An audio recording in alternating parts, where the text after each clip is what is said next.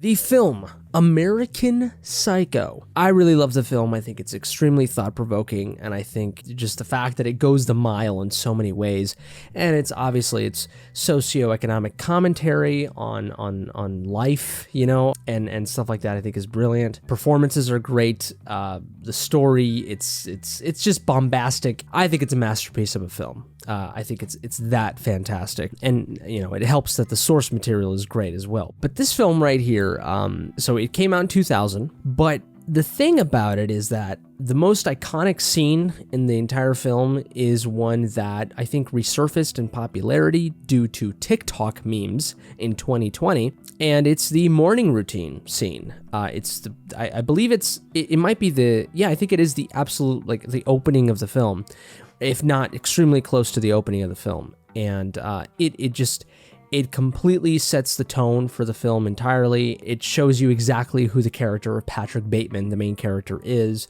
and it sets the bar for the entirety of the film, and it just sets you off for a brilliant adventure into the life of Patrick Bateman. But I figured for this video, we'd take a look at the scene, we'd react to it, analyze it, but I really want to get into the weeds of, you know, what this scene sort of is trying to say, and how it relates maybe to our present in 2024. If you like what I'm doing here and you want to see more stuff like this, go ahead and give this video a like. Comment down below as well. Let me know if you've seen American Psycho. Tell me what your favorite scene is. And go ahead and subscribe to the channel as well if you haven't. All right, here we go. Morning routine, American Psycho.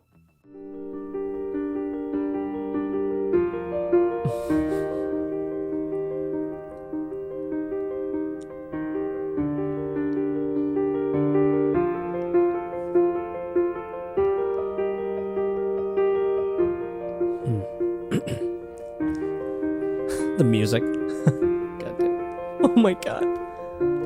I live in the American Gardens building on West 81st Street, on the 11th floor. My name is Patrick Bateman. I'm 27 years old.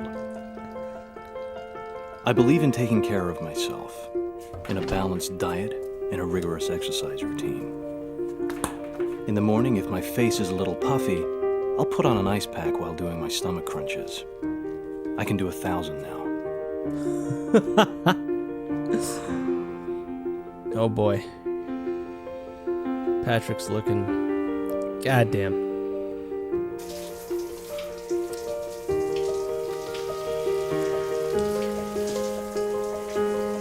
After I remove the ice pack, I use a deep pore cleanser lotion. In the shower, I use a water-activated gel cleanser. Then a honey almond body scrub. And on the face, an exfoliating gel scrub.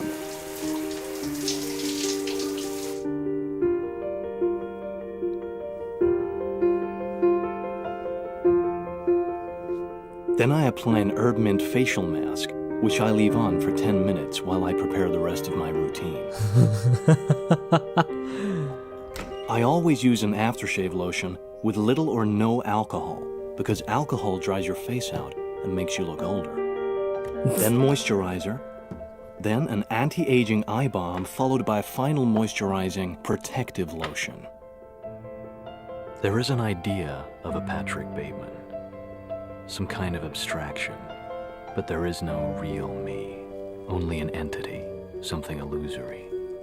And though I can hide my cold gaze, and you can shake my hand and feel flesh gripping yours, and maybe you can even sense our lifestyles are probably comparable, I simply am not there. Oh, god damn it.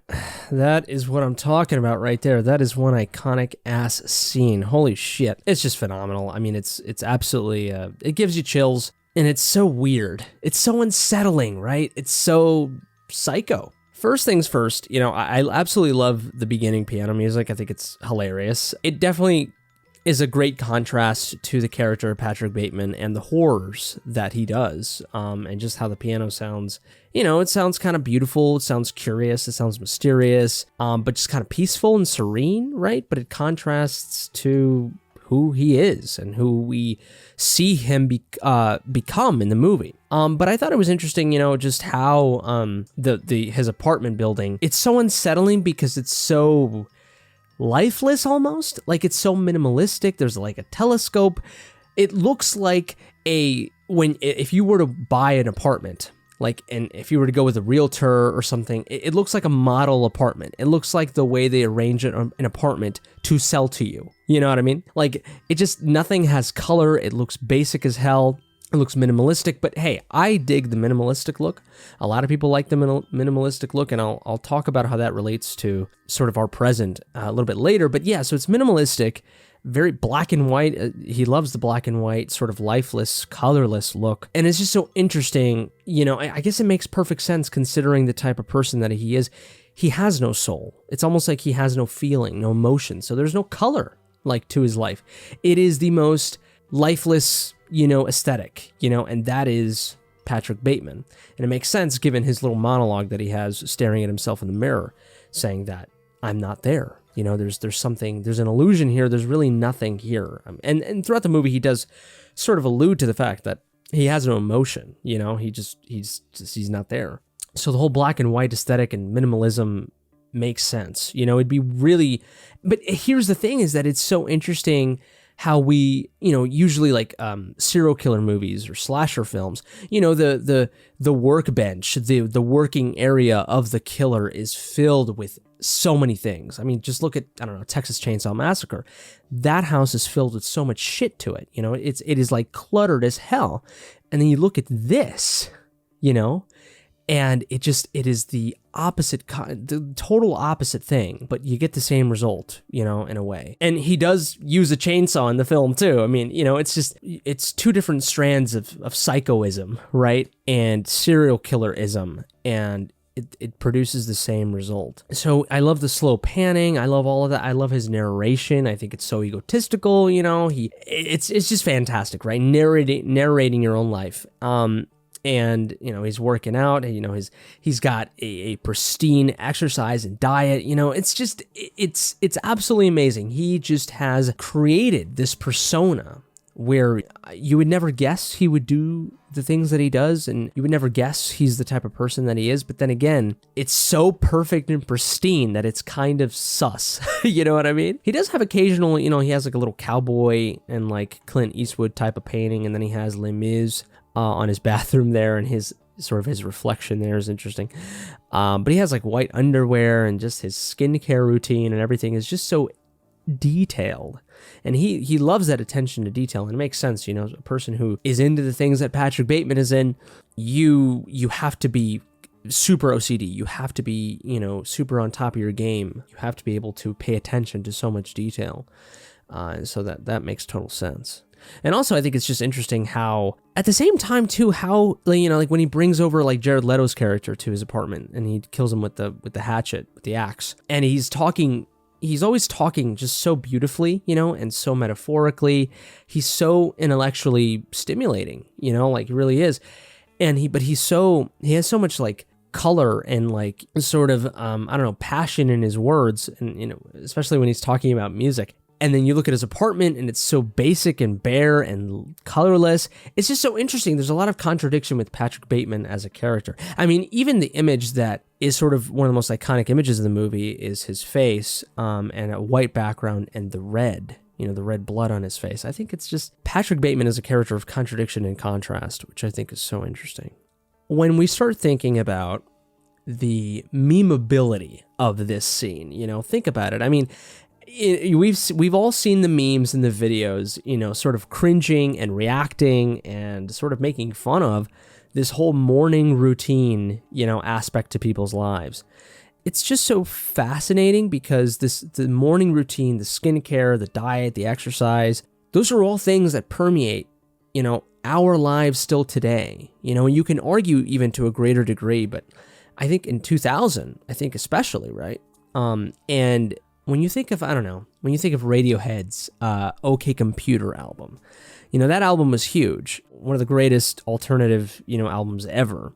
And it, you know, has this constant element of foreshadowing a society that is robotic, that is focused on, you know, exercise and focused on diet and focused too much on technology, sort of, you know, influencing our lives.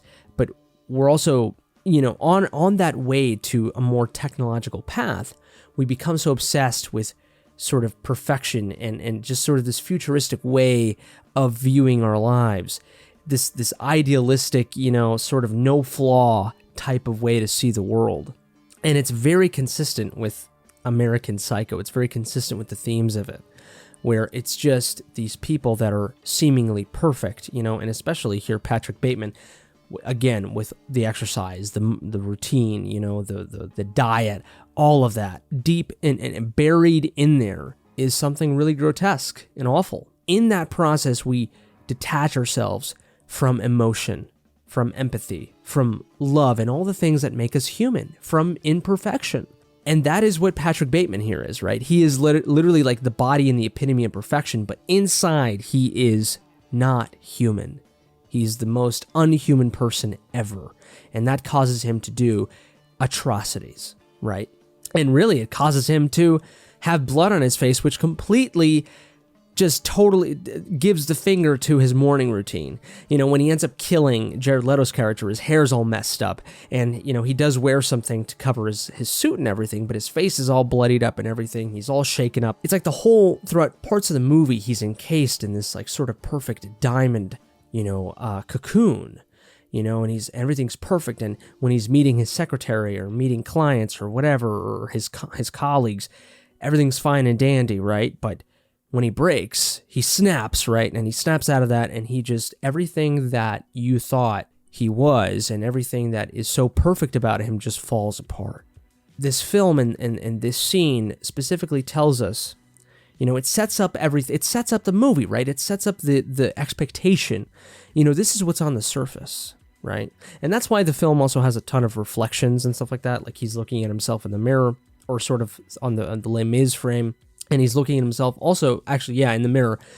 And he's also literally taking off like a facial mask, right?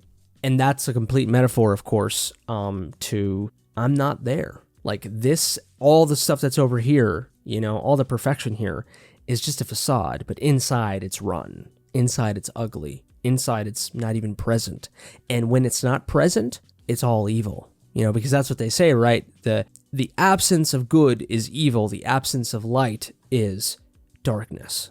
And so, when he says, I'm not there, that's pure evil, right? But, he's taking off the mask, so all these things, but we're presented with surface level things, we're presented with the perfection, but in reality, the root of it, and if you pull the covers and everything, it's disgusting. It's grotesque.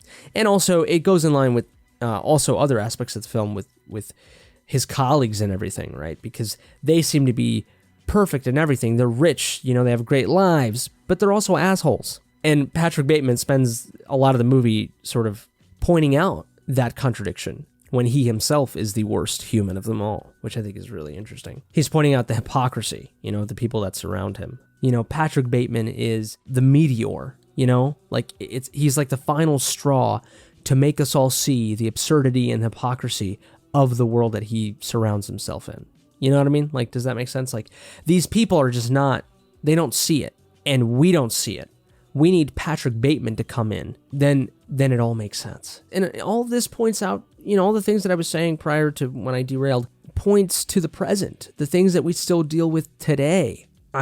Filters on Instagram, constant, FOMO, when we look at pictures of other people visiting other countries or the relationships, and technology has, in the way that it has aided us, it has also put a mirror in front of our faces, and the reflection that we're seeing is just, it's not real. Like, it's like we try to aspire to be this reflection, but it is totally a super highly idealistic, distorted view of reality that we will never achieve. Technology and our culture and our society today is just full of expectation, right?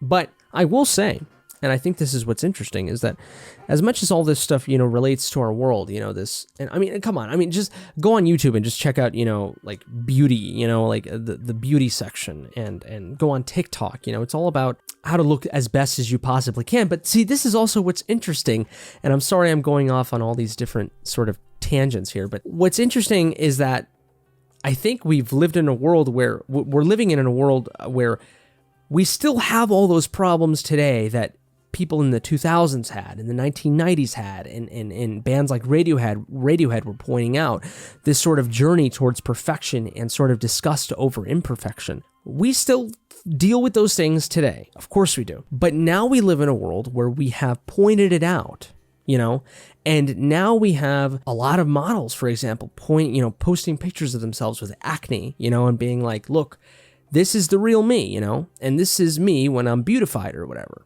And I'm not ashamed of showing you the real me, or the models or the videos where they show you like, hey, this is how all these models, and this is how I, pose. So it looks like I have no flaw. It looks like I have no tummy or whatever. And so we're becoming much more cognizant of the things that we do, right? That sort of elevate the idea of perfection and the importance of perfection. And so we're trying to point, and sort of kind of embrace our flaws, or at least point out the hypocrisy. But we're still doing it. And you know what I mean? Like, we're still permeating these sort of, unrealistic expectations of beauty and all of that. We're still doing all of that. We're still scrolling through Instagram, still liking the models and all of that, and occasionally their real posts. And again, I'm not shitting on any of these people that do any of this. I think it's great. I think it's really admirable when they do it. I'm just making a commentary on society as a whole. I think, as much as we have made strides in sort of embracing diversity and embracing, imperfection, we still have very much this world of perfection. Even so, I think, in many ways, sometimes we might be going the opposite way, we might be focusing too much on imperfection. It's hypocritical. You know what I mean? I don't know. Maybe I'm pessimistic, but I still think that our society's recent focus on imperfection isn't doing anything like fully at the end of the day. I think we're still very much in love with perfection. But hey, it's better than just focusing on perfection. At least we're pointing out our hypocrisy. I think American Psycho is always going to be relevant because in the same way that Patrick Bateman is, minimalistic, which also minimalistic and sort of black and white aesthetics, those are very popular still to this day. I mean, we love those things. Sort of borderline futuristic, but also modern, you know what I mean? That sort of thing. With Patrick Bateman, he has all these things that show him to be this normal, perfect person. In the same way that he has this facial mask covering him, in the same way that he looks at himself in the mirror, we can put on that facial mask. We can have our apartments be so beautiful and pristine. We can have this focus on self-love and health and wellness and exercise and routine. And we can think that we're doing it all for the right reasons. But when we pull the curtain, when we pull that facial mask off, we're just trying to fill the void of lack of self-worth, the desire for perfection. When you take off the makeup, when you turn off the camera, when you stop scrolling on the Instagram, when you stop using the Apple Watch, when you stop going to the gym, when you stop talking to Siri, you realize it's all full of shit. I am still the same person that I'm trying to run away from. Maybe I'm looking too deep into it. I don't know. You let me know. But at least in my case, I can't help but see how our society and our culture is evolving to being something more accepting or something more enlightened, in whatever way you want to see it. But that hypocrisy is still can be found. I think it's interesting. So I don't know. That's sort of I don't think I have any coherent analysis here. I'm just sort of vomiting. But I don't know. Those are my thoughts on the morning routine here with American Psycho. Let me know in the comment section below if you agreed with me or if you disagree or if you think I'm crazy. And maybe I'm just talking to the fucking air here. I don't know. Give this video a like if you liked it, dislike it if you didn't. Subscribe to the channel, of course, if you want to see more content like this. Share with your American Psychos, your fellow American Psychos, or just people who like this movie. Just share it with them. If it's your birthday, happy birthday to you, you beautiful creature. But I think that's it for me. You all take care, stay safe, and until next time, I love you.